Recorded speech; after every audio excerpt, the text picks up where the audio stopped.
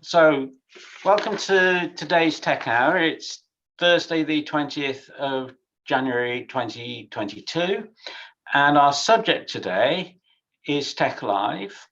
And we have as a special guest Nelson Beebe, who's been active in tech for as long as I can remember, and is based for a long time at Utah and runs a server farm, I think that's the right word, for building Tech Live on all manners of distributions. And he's going to tell us about Tech Live, and if we've got questions, we're allowed to ask them. So I'm looking forward to that. Perhaps I could just say a little bit about myself, which is that I've been using tech since about 1990. And in 1995, I think it was, I was a member of the UK Tech User Group Committee. And that committee, we voted to pay an enormous sum, I think it was about £300 or £400, to purchase a CD writer for Sebastian Ratz so he could master the first Tech Live. Before that, there was a Linux distribution, TeX, from Thomas Esser. So that's my first contact with Tech Live. And perhaps our non-special guests, our ordinary guests, could introduce themselves briefly if they want to and say a bit about their relationship to Tech Live. And then Nelson has the floor. So I'll start off by saying I've never used Tech Live, but I've used LaTeX for about 30 years now. And like everything else, I use LaTeX on BMS. And as far as I know, there's no Tech Live for BMS, but maybe I can figure out a way to get it to work rather than sort of updating LaTeX by hand whenever I need to. I use it mainly for writing scientific papers and so on.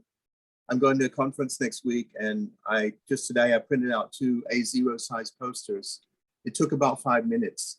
And I remember the first time I did that about 25 years ago, it took about 2 hours and another 45 minutes to dry and cost about 100 quid per page. Yes, the old people boast a bit, don't they? Okay, who wants to go next? Okay, so I say a few words only. I'm the treasurer of Dante.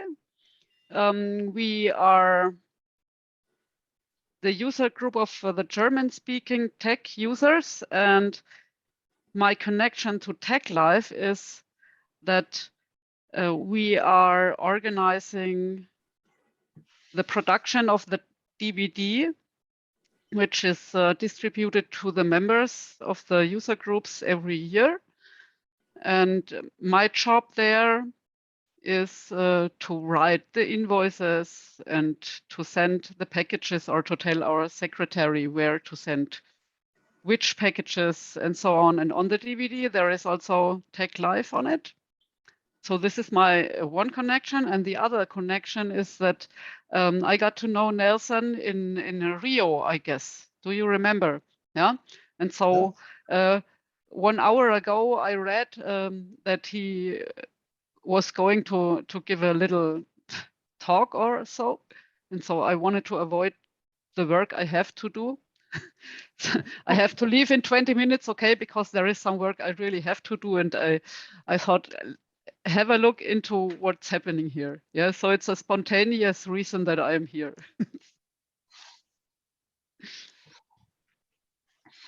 Marcel, Dominic, Johannes. Yeah, okay. I'm Dominic. I'm from Germany, member of Dante. And my relation to Tech Live is I'm just a basic user, not a developer. Marcel, Johannes. Okay, then. Oh, sorry. Okay, then hello, I'm Johannes, and I'm also a user of Tech and LaTeX from side of my profession. But a few years ago, I also volunteered for introducing or for porting Tech Live to the RH64 architecture on Linux operating system. And since then, I'm loosely bound to the development and to the bugs, the building bugs, and so on. And this is my from behind the scenes connection to TeX Live.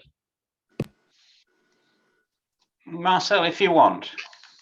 Yeah, I'm Marcel Krüger, also from Germany. I think this means that we have a majority of Germans here, which I find interesting, but not completely unusual for tech circles. I'm using mostly a TeX Live user and developer of some packages later, and I'm sometimes contributing engine patches, but yeah, I'm mostly developing stuff which ends up in TeX Live and using TeX Live, but I'm not directly involved in TeX Live itself. And I think now over to our special guest, Nelson. Okay, so I'm Nelson Beebe. I'm at the mathematics department at the University of Utah in Salt Lake City, where I've been on this campus since 1978 and a member of the math department since 1986. So that's quite a long time now. And I'm a research professor of mathematics and have a long time involvement with tech going back to the late 1970s. When I happened to have the good fortune to be invited to a talk that Don Knuth gave at Stanford about his early work with TeX and Metafont. And I got involved in DBI drivers on multiple operating systems and was president of the TeX user group in the early 90s and have been at all but 2 or 3 of the conferences we've had since about 1980. So that's a fairly long record. So Jonathan very kindly sent me a list of talking points yesterday for this, and I've jotted down answers to some of them here. And so for his first question, when did TeX distribution start, tapes and architectures? Well, things were very informal in the 1980s. Not many people had internet. There was really no official internet in those days. There was ARPANET, and that meant if you were in a computer science department or had friends there, you had network access, and that was how I was able to get to the Stanford machines that held Don Knuth's work on TeX and pull them down onto a machine in our computer science department, which had the same architecture as our machine in the College of Science, and I'd put them on a magnetic tape and bring them down the hill and load them onto our systems. And it took a few years before we actually had networking between the departments, but those days are thankfully gone and things have been much better since then. So people were shipping around tapes. There were some distributions that went on floppy disks. Neither of these are terribly satisfactory. They're prone to failure. And when CD technology became available, probably by the late 80s, early 90s, that became the preferred medium. The problem with CDs, of course, is they have a fixed size that was chosen not for data storage, but rather for having the same amount of music that a 33 1/3 long playing record had. You had to have room for about 10 or 12 songs, and that meant a roughly half hour of recording. And in terms of megabytes, that meant about 600 megabytes of storage. Then a decade or so later, DVDs came along and they upped that to 2 gigabytes, and in some formats about 4 gigabytes. And we've basically been stuck there since. It's been proposed multiple times that why don't we all switch to thumb drives? And it's really just an issue of cost. We ship TeX Live from various user groups to members. And although in the developed world in Western Europe and North America, the cost of a thumb drive would not be terribly big. It might be $5 or $10 for the size we need it. If we want to support users in countries that have lower levels of economies, then we really can't ask people to pay that much. And since these are all volunteer organizations, we don't have any commercial support that would fund shipping thumb drives, even though today that probably would be the most reasonable distribution mechanism, simply because most new laptops do not have CD or DVD players. although you can certainly buy external ones that are not terribly expensive.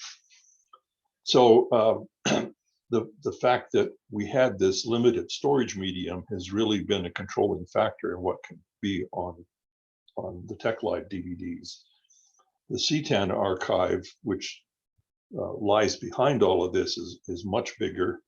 There were periods where we were able to fit it onto a DVD and include it in the distributions, but I don't think that's happening anymore. With the assumption now with widespread mobile phones and internet access in most of the countries of the world, that packages are probably available for many people who are likely to use TeX and LaTeX. Then Jonathan's next point is about TeX Live and its predecessors. Well, in the late 80s, in fact, I wrote down some dates here. In 1989, some people at Aston University in the UK announced the formation of an archive. Now, remember, the thing that was called the World Wide Web really was only starting in the early 1990s, 92 or 93 or thereabouts. So 89 predates that. That meant that users on the UK Janet network or the ARPANET in the US could access the Aston collection, but many people couldn't. But it became clear this was a good thing to do. And at Dante meetings in, let's see, in 1991 and 92, there was proposals to try to put together a collection of TeXware. And that led in 1993 to the formation of the Comprehensive TeX Archive Network, known as CTAN. That was the model on which CPAM for the Perl Archive Network and CRAN for the Comprehensive R Archive Network were based. So it's certainly been an influential thing. And so we can say now that CTAN has had an existence of about 30 years and has been very, very nice to have because it lets people contribute packages, update them when needed, and other people can pull them. TeX Live, because of its media size limitations, can't put everything that's on CTAN into TeX Live. So somebody has the job of trying to pick out important major packages and put them on the TeX Live CDs, along with binaries for as many popular operating systems that we have space for, and that really has been a limitation. There's some key people that I'd like to mention here. Peter Breitenloder in Germany, who we lost in 2015, and Sebastian Ratz, that Sebastian's already mentioned. We lost Sebastian in 2016. These were really, really key people in helping to maintain a collection of software for TeX that was compilable on multiple platforms and could be put together in bundles in annual releases. Just about a year or so after the Dante work, the Dutch-speaking group, NTG in the Netherlands, produced the first DVD, and I pulled one out this morning, and I think the date was, yes, May 1994. I think that's the oldest physical distribution I have on a CD-ROM. And the first TeX Live DVDs appeared in 1996, 2 years later. And the number of architecture supported is considerably bigger than on those early systems, which were primarily targeted towards the Windows and Macintosh environment. In any event, we have a fairly big effort going on now. I did a search to my mailing list archives for TeX Live, and it looks like there's the order of 40 or so people on it, based on the number of unique postings. But I don't know who all of them are, and I certainly haven't met all of them. Some I've known for a very long time. But each year, starting in about December or January, Carl Berry, who leads the project from his home in Western Oregon on the Pacific coast of the United States, sends out an announcement that it's time to start pulling software down from a master archive that he maintains at tug.org, which has had various homes. It was at the American Math Society for many years in Boston, Massachusetts, and then has, let's see, where did it go after that? I think it went to Denmark after that, and it was there for a great many years. And then 4 or 5 years ago, it moved to a commercial hosting site in Paris, France. But thanks to the internet, one doesn't really care where it resides as long as it's reachable. And there's enough interest in it that there are dozens and dozens, if not 100 or more, archive mirrors around the world. So it's pretty broadly distributed. And so we start the build effort in late December, early January, and each of us have our own specialties. Most of the team members concentrate on just 1 or 2 platforms, the ones that they're most interested in. I'm kind of the oddball because my interest for a very long time has been in software portability. I found it back in the days of being a graduate student working on IBM and CDC mainframes, that it was really important that all of the effort we were putting into writing large scientific software packages shouldn't be wasted just because we moved to a new computer. And so portability has been a major drive in all of my software production throughout my entire life. And thanks to virtual machines, which is an idea that goes back to IBM in the early 1970s, but really didn't become common until post-2000. One can now run virtual machines on a laptop or a desktop. The primary limitation really is just having enough disk space to hold the virtual machine disk images, which are complete file systems for the virtual machine, plus enough memory to have them running at the same time.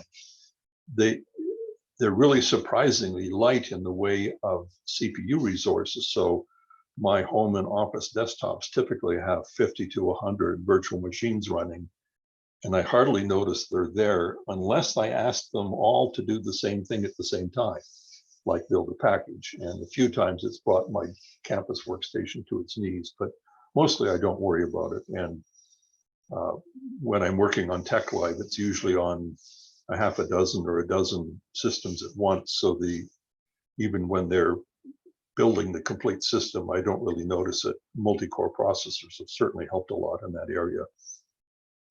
But one of the nice things about virtual machines is that they are largely independent of the machine that hosts them. You can run virtual machines in the Windows environment, in the Linux environment, in most of the BSD environments, on Mac OS, and the software layer that supports the virtual machines doesn't really care what operating system's in the virtual machine.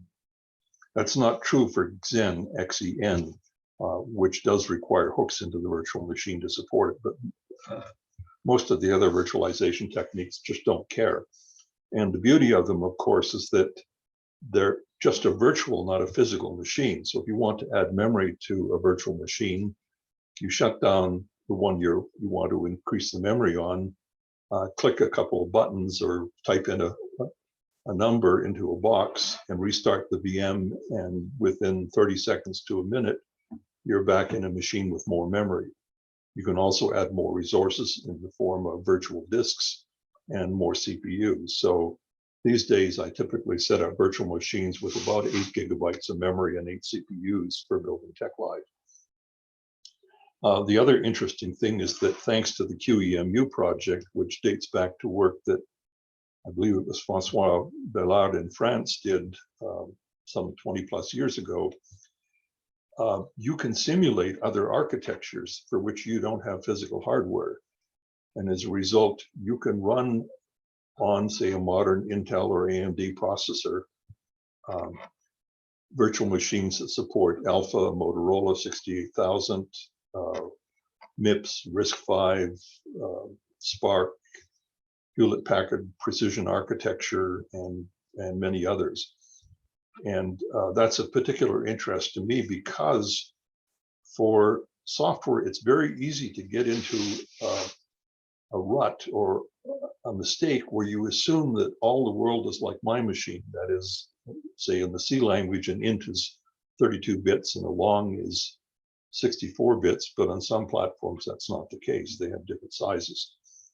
There's also the issue of byte addressing. Since the really early 1980s, pretty much all machines outside the supercomputer realm have been oriented around a byte addressing model. But mostly what we're interested in is words and double words, words for an integer or maybe a double word to hold a floating point number.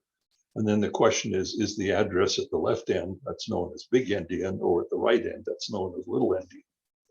And unfortunately, code at times needs to know about that. And if the programmer wasn't really aware of this issue, it's easy to get into writing code that will only work on a particular endian addressing scheme. And we've actually hit that a couple of times in TeX Live with contributed package, not with TeX itself. So it's important for someone like me to have a farm of machines of various architectures and a great many operating systems.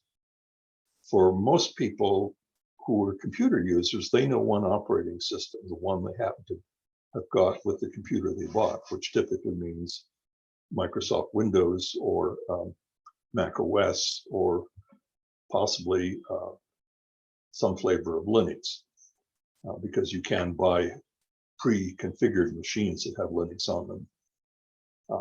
But there are many other distributions, and even within the Linux world, it's believed to be that there are over 1,000 distributions of Linux, which differ not so much in the tools available, but more in the choice of the desktop environment and in the administrative tools. So administering an Ultrix machine in the 1990s was quite different than administering a Sun OS or Solaris system. But the user who sat down at the workstation to use either of those really would see very little difference. So, and for TeX Live, mostly the Windows system layer doesn't matter, and we try to build on older versions of each operating system with the expectation that for most of them, there's upward compatibility. So if we build on, say, a 5-year-old Linux system, it should run in most other Linux systems today. It's not true in the reverse direction. If you were to build TeX Live, say, on an Ubuntu desktop, you certainly cannot run that on many, many other Linux distros because they're just too old. And that is, again, another reason for trying to build TeX Live in different environments and making available binaries for a number of different platforms. Now I'm going to move on to some more of Jonathan's questions. He says, why is it no longer a DVD runnable system? And reason really is just that a DVD is much too small. If we want to support lots of different platforms, we can't fit things. So typically what one does with the TeX Live DVD or an ISO image as a disk file that one is downloaded from the network is to run an installer which copies it onto your system. You have a choice of including binaries for more than one platform. By default, it will pick the one that matches your system. And you end up with a running installation from which you can completely remove the ISO image or the DVD. And then you can run updates on it during the course of the year until the next annual release comes out. Jonathan asked, what's the annual cycle? Well, as I mentioned, we start in about December, and Carl Berry typically tries to set a target date of the first week of April to finish the ISO images so that they can go into DVD production. And the idea is that the first major gathering in Europe happens at Bakotech in Poland in the first weekend in May. And the hope is that DVDs are available to pass out to attendees. Jonathan also asks about issue tracking. Well, we have two main mailing lists, the TeX Live list, which is a fairly general one where there are certainly many people who aren't developers, but are just interested in the availability of a particular package or something like that, can ask questions on it. And then there's a TL build, TeX Live build list, that is the diehards like me who are actually building it. And that's where questions are raised, such as I'm on this particular operating system and they changed some sister header files. And now parts of the code don't compile anymore. What do I do? Because these problems do come up. Jonathan asked about documentation. So I did a scan of my TeX installation, and I found more than 9,000 PDF files and close to 800 HTML files. So there's plenty of documentation. And there's both a manual for TeX itself, translated into multiple languages. And in addition, there is a manual that Carl Berry maintains for people who are trying to build TeX from scratch. Jonathan asked about governance. Well, this is really informal. This is just a bunch of old fogies like me and a number of younger people who just have a common interest. And we just work collaboratively to try to make TeX as widely available as possible for free. Jonathan asked, what hardware does your server farm run on? Well, as I mentioned, the virtual machines really don't care what's underneath. I have virtual machines running on Ubuntu Linux, on CentOS Linux. I think those are the two major ones, but on multiple different machines. But the architectures and operating systems that they support is much more diverse. Jonathan asked about testing. This has been a thorny issue. See, TeX is made up of lots and lots of different software packages, not just TeX and Metafont. And most of those packages do have a test suite, but it's not clear to me that those test suites are routinely run. And so this is probably an area where we could work harder. But fortunately, the software is mostly mature enough that once it's built, it's likely to work correctly, and bugs that are related to a particular platform tend to be pretty rare. And then there's a question about contributing to TeX Live. Well,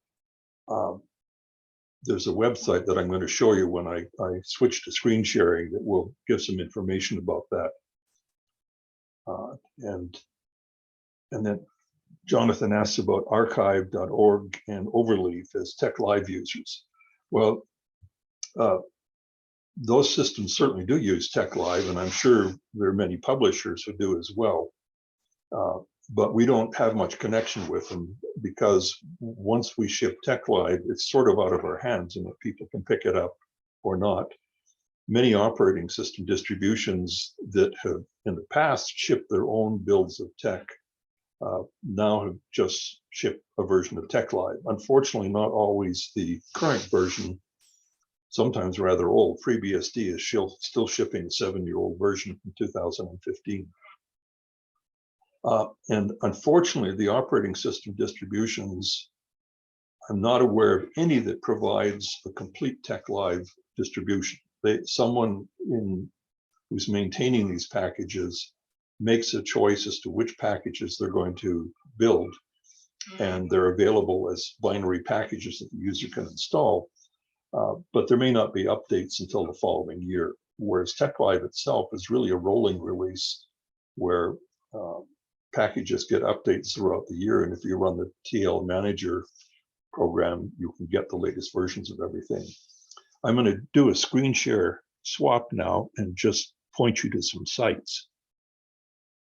And I'm going to pop over to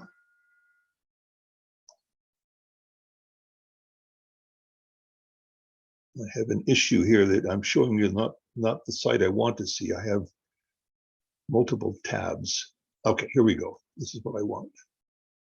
Okay, so the first site I want to show you is if you go to tug.org and put /TeXLive after it, you'll reach the site that you currently see here, and it has information about how to get it and how to install it and so on. There's a site that I maintain at Utah that has TeXLive-Utah-year in it, and our FTP and web server, actually web server, distributes the contents of this site based on what's in the readme.html file. And the reason I use that rather than an index.html file is that it automatically provides an up-to-date index of what's in the tree, and I can sort it on the modification date or the size and so on. I can step into a binary directory and sort that by size or modification date and so on. And then further down, there's, I'll get back to the main site here. I have to do a few backs here. Then comes the prose that describes this. And so each year for the last, I think, 7 or so years, I've prepared a site like this. There are links in the blue box to previous versions. And then there are sections on what do you need to build TeX Live, to install TeX Live, what systems is it running on. And then down near the bottom, there's a long list of build reports where you can pick a particular one. Let's pick the alpha. And for the systems that are less likely to go familiar, I usually give some background as to where the system came from, what they were used for, and then a statement about whether the build was successful or not, like here. So that site is, for the first 3 months of each year, is updated often several times a day. So it changes quite a lot. Within the TeX Live distribution itself, once you've installed it, there is the TeX Live guide with a year attached to it. And this is available in several different languages. We have great volunteers who translate these to other languages. And inside the TeX Live tree, if I highlight the bar here, this says TeX Live-EN. That's the English version. There's French and German and Italian and Portuguese and so on. And this has quite a few pages. Can't see it. This is 43 pages of information about installing TeX Live. Then if I move to my next tab here, this is being slow. I'm clicking there. This is the document that Calvary maintains each year with the late, which was started by Peter Breitenlohner. And this gives information about building TeX Live and what the conventions are and so on. Associated with TeX Live for quite a few years now has been an important program that people should use more. I'm getting things moving up and down on my screen that are making me hard to select tabs. There. Asymptote. Asymptote is a very interesting project. Most of you have probably heard of Adobe products like Illustrator and Acrobat, and there's one more whose name I'm blanking on, that provide an interactive interface for creating drawings. Well, Asymptote is that plus more, and it's free, but it's large and complicated. Its primary developer is a colleague of mine that I haven't yet met in person, but we plan to the next time travel becomes possible. He lives in Edmonton, Alberta, which is about 2,500 kilometers north of where I am in Salt Lake City, and is also in a mathematics department. And this system, Asymptote, is large. I looked up some information about its size today. And I think I found somewhere of the order of 300,000 lines of code. Now, to put that into perspective, TeX and Metafont are each about 20,000 lines. So Asymptote is a very big effort. It's written in C++, and it takes advantage of a fair number of libraries and different operating systems. And so when you build it, it itself configures to what's available, but if you're careful and add extra libraries, it can do many more things, including 3D graphics. And I'm just going to take one little excursion to the 3D graph section to give you a flavor of what it can do. Click there, and these will turn from names into little pictures. albeit somewhat slowly. There we go.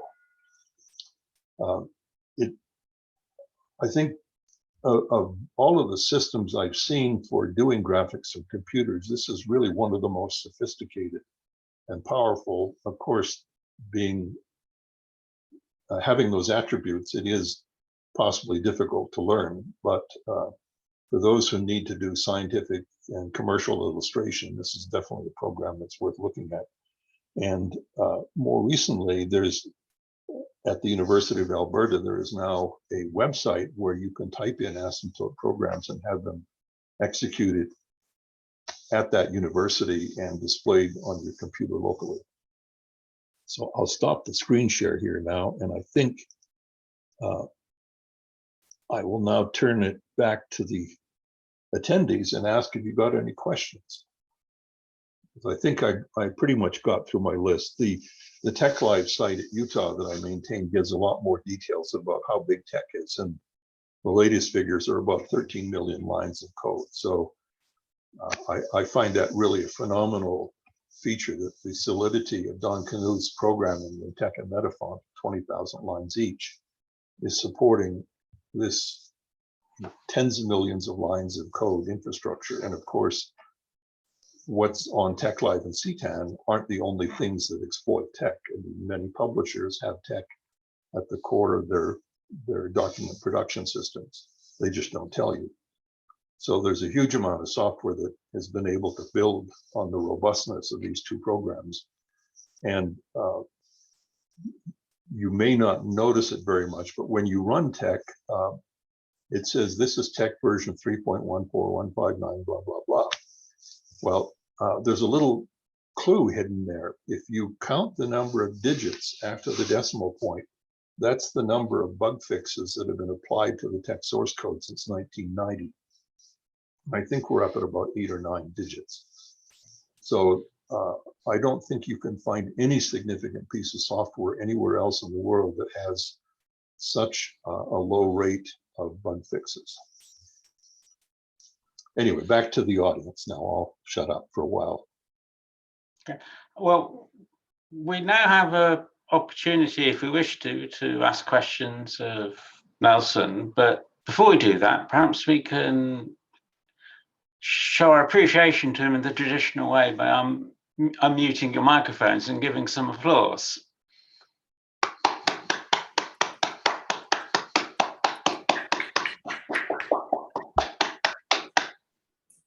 Well, there's only a few of us, but it's enough, and it brought a smile to Nelson's face. Thank you very much, Nelson. You're welcome. And it's clear to me that you've got a lot of experience giving presentations to mixed audiences. I've got lots of questions of my own, but I think I should stand back and encourage questions from participants, particularly ordinary users, because they usually come up with the most interesting questions. So being the most ordinary, I'll start. I think you mentioned a few weeks or months ago that the reason there's still a DVD at all is because some people have internet connections which are so slow it wouldn't be practical just to download, you know, what they need, or TeX Live or whatever. Yeah, not only slow, Philip, but also tariffed. I've had communication in years past with people in remote areas, Pacific Islands and in other places, where they tell us that, say, downloading a megabyte of information might cost them the equivalent of United States $10. Yeah, okay. That's a huge fee, whereas the model, at least in, I think, much of Europe and Eastern Asia and the US and Canada, is that you pay a flat fee for an internet connection, but you don't pay a traffic fee. That may differ in different areas, but largely I think we're on a flat fee basis. You remember telephones used to be tariffed by the minute, and when I lived in Denmark, our telephones had a little counter on them that ticked away the number of kroner you were using up by talking on the telephone. Mm. But now with mobile phones, people tend to pay a flat fee, at least within a fairly large area.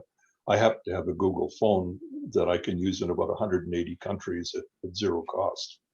And that's really very nice. But you're absolutely right. If you have slow downwidth speeds or unreliable downstream bandwidth, then a DVD is really the only way to get the software. Yeah, but these days, I guess most DVD, CD players have a USB connection. Yes, and USB drives certainly are possible. And as I mentioned when I started, for probably the order of $5 to $10, you could do this. But I think Doris can probably confirm, but I think the cost of a DVD production is probably less than €1 or $1 US or £1. And so since these groups don't have an advertising support, I mean, if we did, we would probably just send everybody a high density USB stick, because that's more likely to be more useful. Now, of course, there is the issue that there are at least 2 or 3 different connectors attached to these thumb drives, and Apple unfortunately tends to drive this by releasing new laptops that have yet another kind of connector that's incompatible with everything else.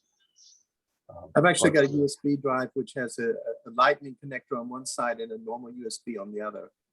Yes, I have some of those too.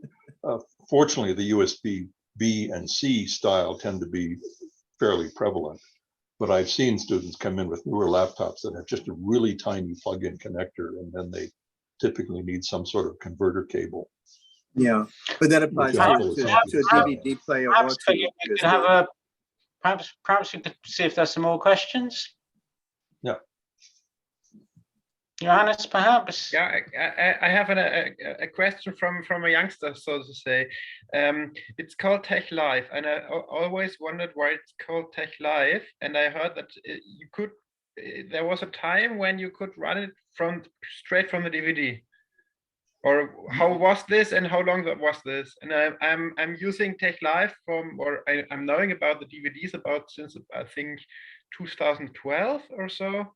And ever since, it was just, okay, I can use this to install it to my hard drive or the internet.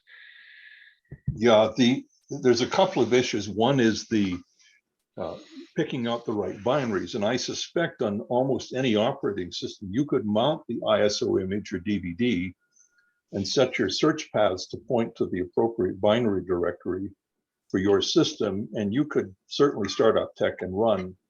The problem is that almost any reasonable sized TeX document needs one or more input files, and notably packages. And finding those packages is somewhat problematic. Back in the old days, when Don was developing this at Stanford, he had a directory called inputs and a directory called fonts, and everything was in those 2 directories. And once you set a couple of environment variables, TeX could find everything it needed. But these days, of course, things are much more complicated with hundreds of thousands of files and tens of thousands of directories. And TeX Live really requires the support of the KPath search library, that the K is for Carl, I think, for Carl Berry, that uses caches of contents of directories to try to speed up the process, because searching through a big file system with gigabytes of contents is a pretty slow process, even on modern systems with solid state drives, if you have to read every directory. And so TeX Live typically has some top level cache files that contain the names of every file that's in the entire tree, so that one file can be read in TeX Live, or KPath search can find it.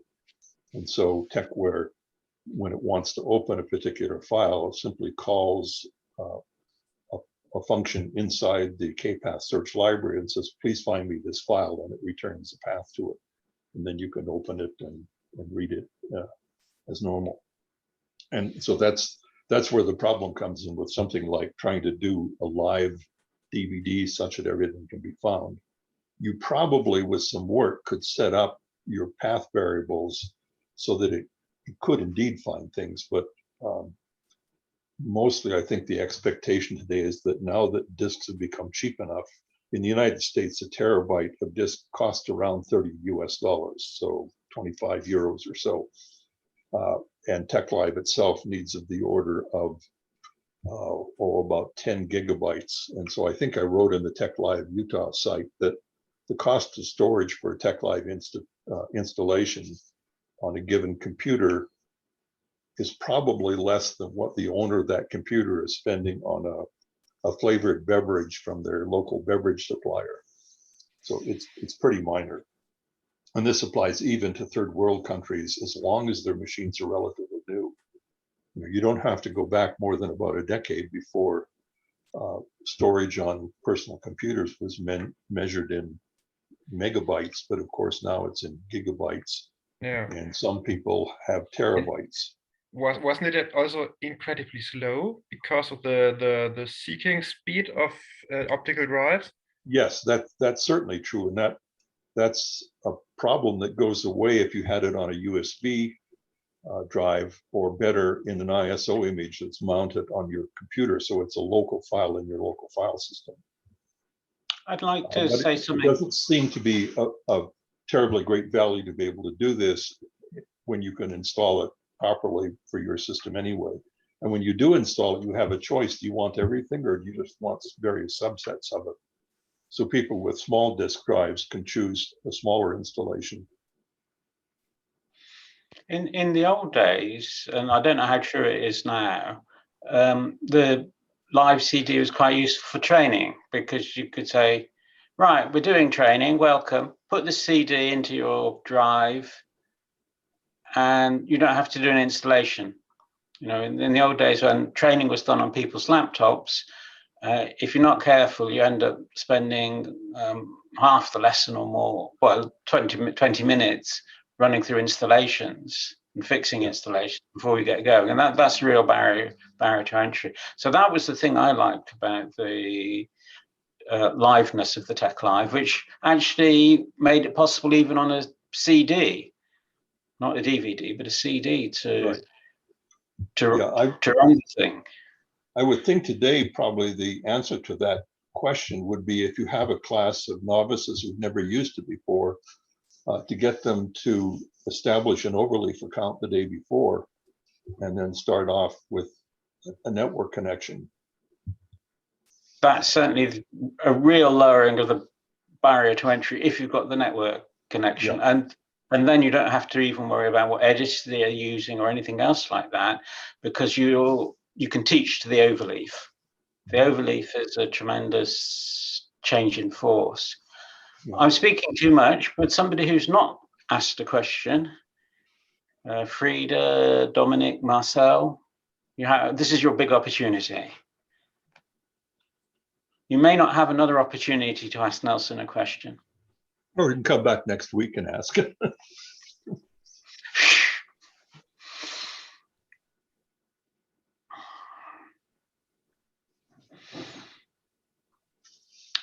Okay, I'm going to ask a powers of two question, which is 1990 is 32 years ago, and it seems to be quite a useful starting point. It's when PCs started to become quite important, and it's when I bought a PC so that I could run TeX, and then I could typeset my documents on my own machine, which is an enormous benefit compared to the times when you had to go to a technical typist to get mathematics done. So if we go from 1990 to 2022, that's 32 years. And if we divide it into four pieces, that's 1990, 1998, 2006, 2014, 2022. So that's striding through the years, 8 years at a time. And if we stride forward another 8 years, we get to 2030. So perhaps the question is, what's happened in the last 32 years? What will happen in the next 8 years? And I'm more interested, as I get older, in community rather than technology. So one of the things that really happened was that the isan community and the TeX community, so to speak, merged into the TeX Live community. And this big impetus took place, and Sebastian had tremendous energy and organization ability and herding cats abilities and that sort of stuff, which really gave a great big impetus in 1996 or so. So that's the way I am interested in looking at things. And I'm now going to ask Nelson if he'd like to make some comments along these lines. Yeah, I would say that if one looked at the 1980s before your cutoff date, that was an era where you had at universities and schools, you had central computers with terminals connecting to the shared computer. And here at the University of Utah, we made the move to workstations in 1989. And by 1991 had completely eliminated our shared mainframe architecture in favor of workstation desktops. Sun introduced the Sunray thin client in around the year 2000. And what that meant was for a cost of well under $500, you could put a workstation on someone's desk and then talk to a shared central server. And so at least at my university, that's been a common approach of having shared central multiprocessor, multi-core systems with lightweight thin clients talking to them. Unfortunately, that product is no longer supported. And over the last 3 or 4 years, we've moved into standalone workstations based on the Intel NUC NUC for next unit of computing. This is a small box. It's about 10 centimeters on edge and maybe about 5 centimeters high. That is a fully functional computer, and you can install pretty much any operating system you care to, except Mac OS, which requires to be installed only on Apple hardware. And that again provides us a somewhat more expensive solution, probably of the order of $750 US for a desktop with a display, keyboard, mouse, and a NUC. The drawback, of course, is that it is a standalone system. What we do is we mount user home directories over the network so that there's nothing on an individual NUC that ties that NUC to a particular user. That means they can move around through the department and log in on any system, and they see exactly the same files as before. And that's been certainly a useful model. But from a management point of view, it's somewhat of a headache because now we have hundreds of these systems that have to be individually updated.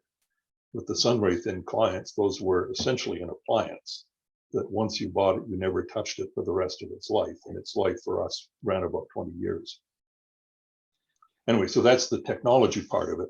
I think that the big change in the 90s was that more and more people started to get internet access and could see beyond just their local institution or school or company. As the cost of these systems came down in the 90s, it became affordable for people in the developed world, at least, to acquire personal workstations or PCs and to run pretty much any operating system of choice that they cared to install. Through the sort of post-2000, the network starts to become so ubiquitous that many people think that the solution to their computing needs is provided somewhere in the cloud, in storage that's available, storage and compute resources that are available possibly for free or at a pretty low cost, and that all they need is some sort of network-enabled device to communicate with it. And certainly there are users for whom that's perfectly acceptable. It bothers me because when you do that, you've now handed off your resources, your files, your business, whatever you're doing, to somebody over whom you have no control. And the rug could be yanked out from underneath you instantly if that company is acquired by another company or simply shuts down, or they simply get tired and turn off the lights. So my preference always has been to have complete control over all of our files and to arrange for there to be proper backup and replication of files. But again, for people who view document production as a casual thing, they're writing a letter to their friend or printing out recipes and so on. Those documents probably don't need long-term storage, and if they happen to lose them a year from now, it may not matter to them. But for a scientist who's writing papers for his or her career, it's exceedingly important that all of those documents be under their control and in their file system. Post 2010,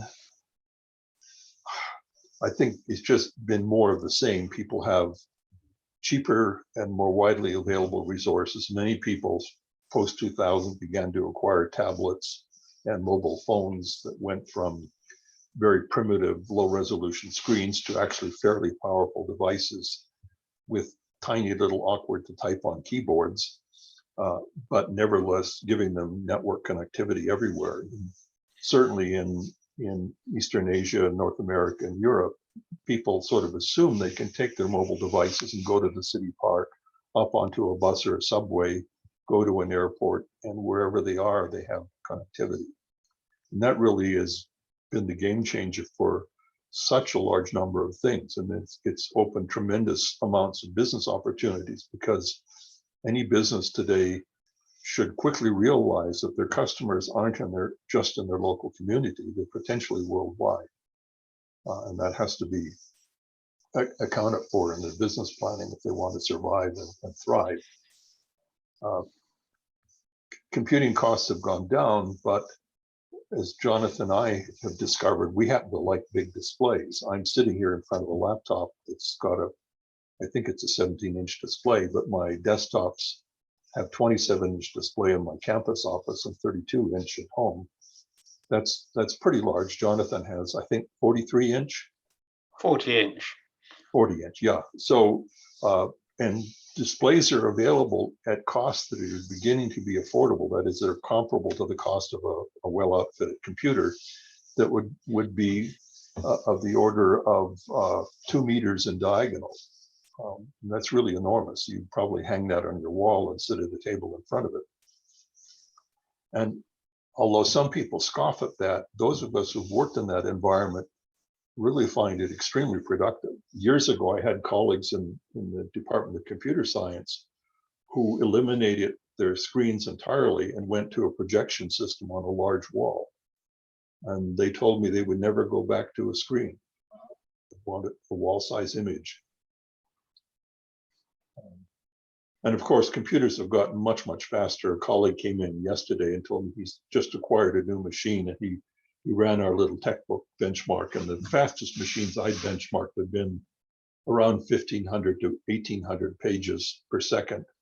His new machine does 2,200 pages per second. So this is all good, that machines are fast enough so that the typesetting step is not a very time-consuming one like it once was. Can I say a few words? Yes, please. Oh, first of all, about the size of the display. The size of the display is important, but what's also really important is that the resolution be proportionate to the size. So the standard 22-inch monitor has a certain resolution, and my display is got 4 times the area and 4 times the number of pixels, yes, approximately, and one can get bigger than that. The next thing is that these big displays are actually fairly ubiquitous because they're called televisions. My big monitor is in fact a television, and there's a certain amount of smeariness when you scroll quickly, but you don't notice it, or you sort of train yourself to ignore it. Yeah. And the idea that you can walk into a hotel room, and what do you know? There's a 40-inch computer monitor or 50-inch computer monitor affixed to the wall. And I must think that sometime in the next few years, a Raspberry Pi, which will drive such a monitor quite adequately, can be, so to speak, your laptop. You expect the monitor to be there, and you plug that thing in, and it provides the computing power. Right, and you've gotten rid of a lot of the weight. Oh, absolutely. And the Raspberry Pi is also standard hardware. So, and fairly ubiquitous. It's, you know, each Raspberry Pi 4B is pretty much the same as every other. So there's tremendous opportunities there for the model of computing, the view of computing changing. And I think the other thing is that people are expecting computers to be much, much more like an appliance and not like a complicated piece of machinery. The corresponding thing in the development of the automobile was, first of all, you don't need a chauffeur. A chauffeur, I think, means heating. The person mans the boiler. And the chauffeur was a trained mechanic, if you like, was trained by Rolls-Royce or whatever. And the thing that really made the big difference was the electric starter, because that meant that a lady motorist was no longer a contradiction. Don't you? I mean, if I was, not a stocky man and somewhat fearful of things mechanically, I wouldn't like to start a car by hand cranking it. Yeah. And I think it was in the 1950s that the starting handle disappeared, at least from most cars. Yeah, So there's an enormous change in what's happening in the nature of computing, and also in the social aspect of computing, which I think is going to take us a long time to learn about. I think we're falling, certainly my generation is sort of falling behind in understanding the social aspects of computing. It really is a very big game changer, just as cheap literature, the steam presses of the Victorian period, allowed literacy to become much more widespread, and it also allowed people such as Dickens and Tolstoy to successfully earn a living, good living, for being an author for the weekly and monthly periodicals, because both of them wrote what would now be called a modern soap opera, with an episode every week and a cliffhanger ending and all that stuff. But still, you have to remember Dickens writing everything in longhand. You can write quite quickly in longhand, particularly if you've got somebody who knows how to read your scroll. And Tolstoy, I think, had a very devoted wife. Yeah, and longhand works for Donald Knuth. Don once told me that his model of working is to write on yellow legal pads all week, and then he spends Saturday morning typing his week's work into the computer. Mm-hmm. And I said, well, Don, you know, most of us, we sit at the keyboard when we compose as we work. And so we don't have that transcription step. He said, but the Saturday morning is only one morning out of 6 working days for him.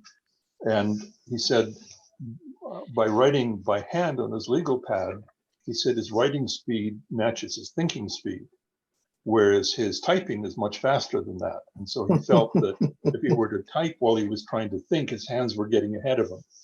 And I can understand that what works best for him is that particular model he's chosen, and it's worked exceedingly well, as we all benefit from. I almost never write anything down by hand, just occasional small notes to myself, and everything else is an electronic document. What may happen in the future is that people with good handwriting and powerful computers will be able to OCR in real time what they write. And then you can almost do that now. Colleagues have told me that teaching classes with tablets allows them to write not only prose, but even mathematics on their tablets and have it recognized and turned into LaTeX. Yeah, in which case knowledge of LaTeX will be very much a back-end thing. The important thing is to know how to write, to know how to use, if not a pen, a stylus. Mm-hmm. Yeah. So we're back to the clay tablet. They're called tablet computers, aren't they? And they are a bit like, they're silicon tablets, they're not clay tablets. Yeah. I was going to just comment, Jonathan mentioned the Raspberry Pi, which is a box sort of about this size. That's really far too big. More than a decade ago, someone on the internet announced they had created a website running off a computer that fit in a matchbox. And the website was driven by that computer in the matchbox, and the materials cost was around $2. So computing can be made at least an order of magnitude cheaper. The major stumbling block is that if you have any amount of data to enter, the keyboard really is still probably the most effective device. Now, yes, speech recognition can help for some people, but I don't think I'd want to dictate the typesetting of a mathematical document by speech. I'd much rather write it as a LaTeX file. At this point, it's probably wise to give people that want to go an opportunity to politely leave. And those that want to stay are very welcome to stay. And I can turn the recording off so we can speak more freely. I wonder if Nelson would like to just have the final words before we say goodbye to those who've got things to go. Well, really only just to thank you all for coming. I've enjoyed these weekly gatherings we've been having for the last roughly a year. It's a chance to meet new people and meet old friends and see people I haven't met in person yet, like Philip, that I'm sure when we get together in person at some point, it will be like old friends. Yeah, that would be interesting. And I've actually met a few people that I had, known from news groups or whatever first. It's a strange experience, something to get used to.